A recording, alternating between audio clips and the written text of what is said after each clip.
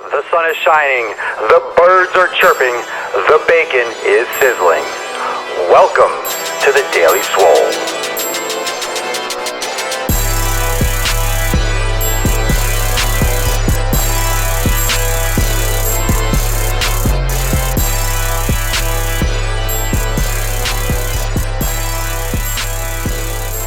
Welcome everyone to episode 160 of the Daily Mother Swole. And if you're watching me live or on the YouTube, you see that I'm holding this green dildo looking apparatus right here. I'm just going to say it before anyone makes that comment trolling on Periscope.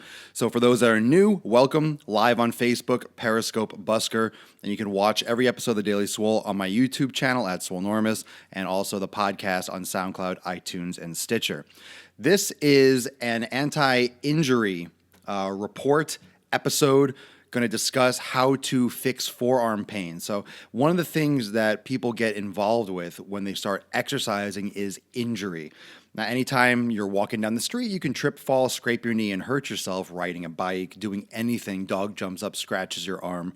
But when you're doing physical activity, you increase your risk of injury, especially if you're starting out, you don't know all the ins and outs. Maybe you're doing something wrong. Maybe you have bad form. Maybe you slip and fall. You don't prepare properly. You bang your knee on a bench. You overdo certain exercise. You get really sore and it nags you for a while. There's a lot of shit that can go wrong.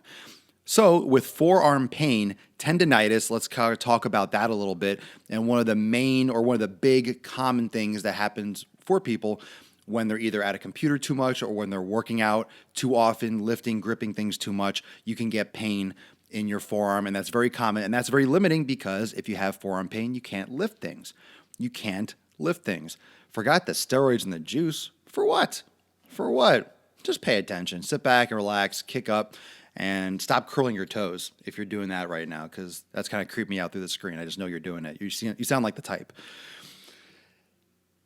Let's talk about tendinitis. Tendinitis is inflammation of the tendon. Usually it happens when the tendon inserts with the muscle tissue and attaches the muscle onto the bone. That's what a tendon does. Now, there's a period where the muscle actually fuses with the tendinous tissue and kind of has like a mesh. It's called the muscular tendinous junction, and then it fuses into more tendon, which actually grabs onto the bone that allows for the muscles to pull the bones in different directions. Raise your arm, push your arms forward, allows you to walk, and all those types of things.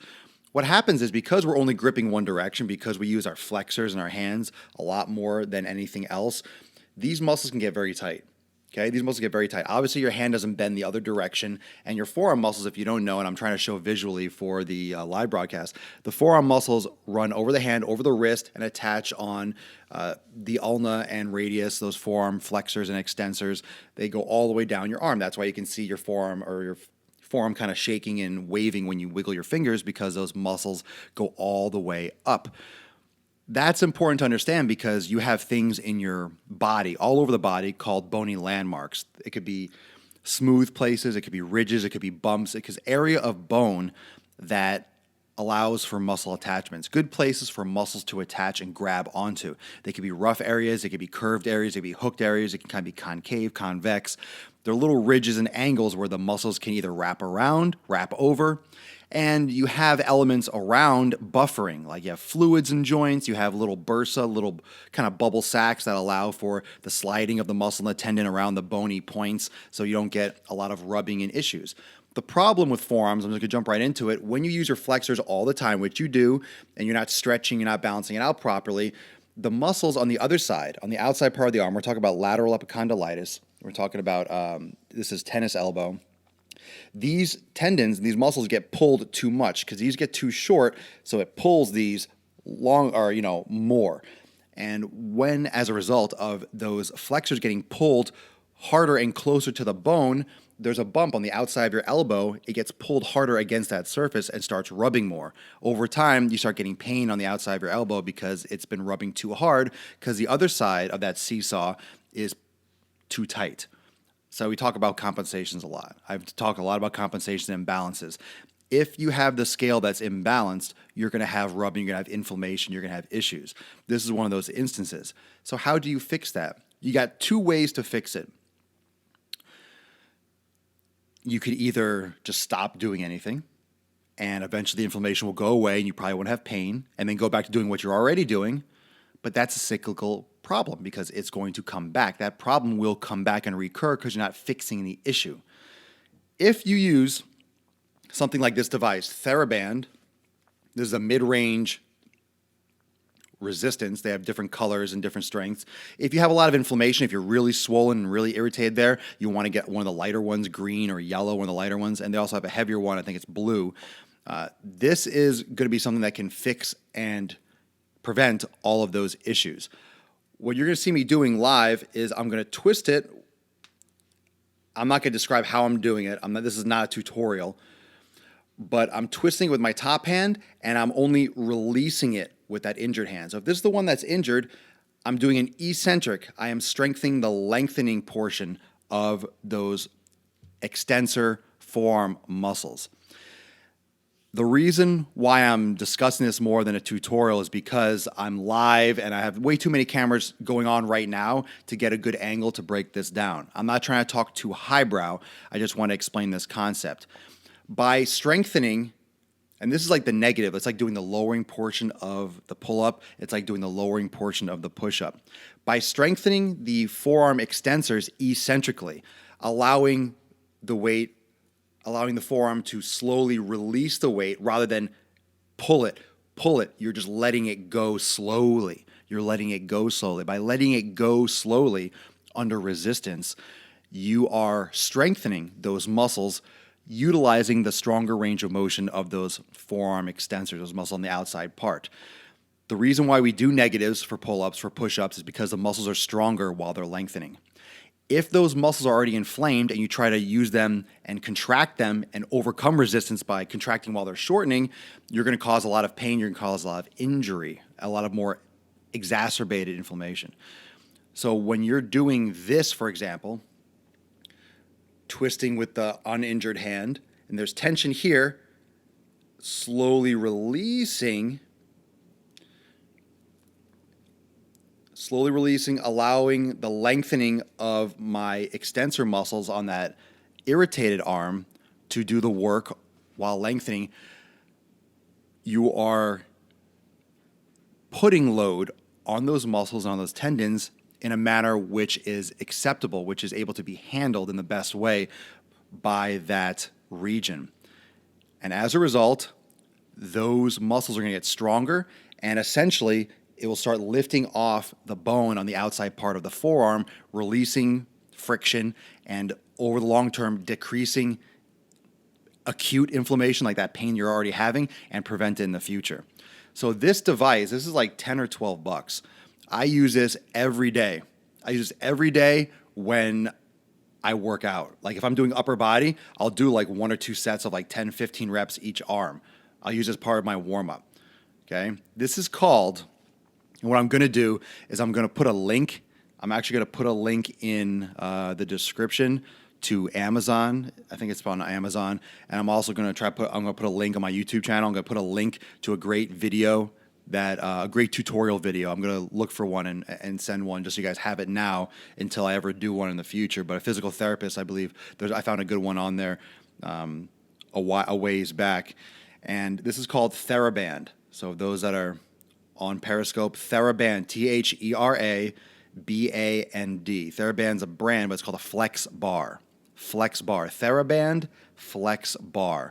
So I'll put a link in the description to Amazon where you can find it. You can find it on other sites too, but Amazon is great. The green one is like a mid-range resistance. But here's the thing. If you already have inflammation, if you already have a lot of pain, you want to go lighter because you don't want to put it under stress. You want to release the stress. You might want to get a lighter one and a heavier one. But if you don't have pain yet, yeah, it's weighted. It's weighted. So a blue one is going to be like more dense and harder to twist. So it is weighted. But you could do different exercises. You can like hit it, push it with your thumb. You can bend it. You could do all different sorts of ways. It's not going to get you huge. This is not to get you big. This is like a rehabilitation, a strengthening. This is a great way to warm up your fingertips. If you're typing a lot on the computer, if you carry a lot of stuff, if you do a lot of labor, it's just a great way to warm up your forearms in the morning. And it's just like the same thing as singing. If you're a singer, you warm up your voice. You warm up your voice and you talk all the time. Like you use your You use your forearms all the time, but how often do you wake up and stretch before you use your body? You just kind of wake up and go to town. And if you're doing a lot of repetitive movements, you have tight muscles that are getting tighter and weaker muscles getting weaker. And that inflammation, this is not something that happens once. You're not going to like go to the gym and, oh my God, I have inflammation, I have tendinitis. You can bang your arm. Like you can get hit. Let's say someone closed a door on your arm. You can have inflammation and you can get tendinitis by, getting your arm caught in a door. But if you are more commonly doing something improperly or doing too much grip work, and that's really common now with all this American Ninja stuff and all this fancy stuff people are doing in gyms. You're doing too much grip work, you can easily overload your flexors, not to mention you're grabbing steering wheels, you're texting on your phone, you're doing all sorts of things that are causing imbalance. Hey, what's going on, Lee, on Periscope? Yeah, that stick you recommended is working great. So there's one on Periscope. There's one of our premium members on Swolenormous Premium that had that forearm issue. And obviously, like he just said, he got it and he followed, what I recommended to him, and it takes consistency. But once you start using it, you'll notice it like in a couple days, like in a day or two, sometimes quicker. You'll feel, even if it hurts, you'll kind of feel it be more mobile. And all it's doing is it's one of those things where you wouldn't think to work something that hurts. It sounds counterintuitive, but the way you're working it is going to reduce the friction. I've been using it to stop tendinitis coming back. Yeah, I used it to get rid of it, completely went away, and now I use it regularly. I use it as part of my warm-up. So every time I'm working out, I'm doing that. And right now I'm talking and I'm doing a couple reps, and I should get the stronger one. But it's great. Like, you don't need to go crazy with this to prevent tendinitis. Depends on what you're looking for in terms of your fitness. But this is a great tool, and I highly recommend you looking into it. Like I said, it's super affordable, but the problem is with using, a copper sleeve or something, Gerardo, if you're using a copper sleeve or anything, you're covering the problem, might be reducing the pain, but you can actually prevent it and create a better balance. So you don't want to just put a Band-Aid on anything. You don't want this to be something that you leave to chance, because the problem with forearm tendinitis is once you have it, I don't want to say you're screwed, but it just limits everything you can do. It hurts to open doors. It hurts to carry purses or bags. It hurts to carry groceries. It hurts sometimes to hold a hairdryer. It hurts to cook. It'll hurt to do anything because you're so inflamed, you can just be like bending your hands and fingers, and it messes you up. Yeah, it's a real pain because you do everything with your hands, so it really limits you. And we think about shoulder pain and hip pain and knee pain. It's like, man, you can't grip anything. This is the kind of thing that really sucks, because it's not, I have to, stay out of the gym. No, this will affect your daily life. This will affect everything that you do. Hairdryer problems, shut up. But this will affect your daily life. This will affect what you do on the regular, and that's unacceptable. If this is something that could be prevented, it's just up to you and laziness and whether or not you're going to take it seriously to prevent injury. And I'm telling you, the worst thing, the biggest killer of any kind of progress is not changing your program, making it harder or doing more cardio or eating more protein. It's not getting hurt. You can do a lot of people are like, how do I get abs, or how do I do this? I'm trying to get a bigger back. A lot of times you can get a bigger back or bigger arms or bigger legs or lean out more if you're healthy and you can keep continually working out for months and months and years and years and years regularly. If you're injured and you have to take a couple months off from the gym, yeah, that's going to affect your progress more. Injuries hurt progress more than anything else. So if you can deload, take time off, prevent injuries, keep consistent, keep your discipline, keep your consistency, that's going to be the biggest thing that's going to help you see progress. Because remember, I always talk about fitness. I talk about it for long term. It's not for now. It's not for tomorrow. It might make you feel good today, but we're looking to be healthier for the rest of our lives, because we're all going to shrivel up, lose muscle mass, and die at some point. The question is, do you want to be in a wheelchair when you're 60 or 70 or on medication? Do you want to be in pain? Do you want to be able to squat and bend down and pick something up, play with your grandkids, your great-grandkids? What do you want to be able to do? What do you want to do in order to how do you want to live your life in the future? And it's really hard to have perspective before you have perspective. You can learn anything, read every book, talk to everyone. It's great. I'm so thankful that I spent a lot of time around elderly people, training clients, my grandparents. Spent a lot of time around people that are older that I could see how they walked. I could see what they complained about and see their issues. I don't want that. Not that you can prevent everything in life, but how often when you're 20 and 30 do you have that perspective? Like, oh, I'm going to lift heavy. I'm going to keep on. Yeah, 4 plates, 5 plates. There comes a point where it doesn't make sense. I'm 33. It's around that point where it doesn't make sense to keep on going heavy. Take care, Lee. Thanks for joining, bro. It just doesn't make sense to keep on going heavier and heavier. I'm youthful enough to keep on going heavy, heavy, heavy. But when does it end? 4 plates, 5 plates, 6 plates. Why? So I could do that 1 rep that throws out my back and I can't move and I have issues the rest of my life. 3 plates is fine. 2 plates is fine. Go higher reps. Go to failure. It's not like that can't hurt you either. It's just, how much risk do you want to undertake? What's the purpose? What's the point? What are you doing it for? What are you doing it for? And a lot of times you're doing it for the ego. You're doing it to try to feel youthful. Oh, I used to do this much weight. Yeah, when I was your age, I used to lift that much. Well, you're not my age anymore. And I'm not your age. And I'm not my own age. Every moment we're older. And every time you go back into the gym, you're older, you have more wear, you have more miles. You're a car. Every time you go to the gym, you have more miles on the car. You have more miles. Okay? You're going to trust a car to a point. If your car has 10,000 miles on it, yeah, you'll go road trip, you'll go across the country. 50,000 miles? Sure, it's a good car. I change the oil regularly, blah, blah, blah. 100,000 miles? Yeah, you start being a little bit more concerned. Like, oh, I don't want to take it too long on a road trip. Oh, it's got the axle had a problem, the transmission. I don't know, it's been acting a little weird, a little sound. I have to get the tires changed. 150,000 miles, you're not that confident to take that car across the country. You're looking to maybe rent or fly. So the longer you have your car, the less confident you are that's going to get you from point A to point B safely and, accurately. You get a brand new car, it's shocking when it doesn't turn on or something happens because you're like, oh, it's a new car. I'm 100% confident that my car is going to turn on. I've had cars where it's kind of, you just get used to it turning on, but at any moment it could just, well, that's not working or that broke. And, it's kind of like a roll of the dice.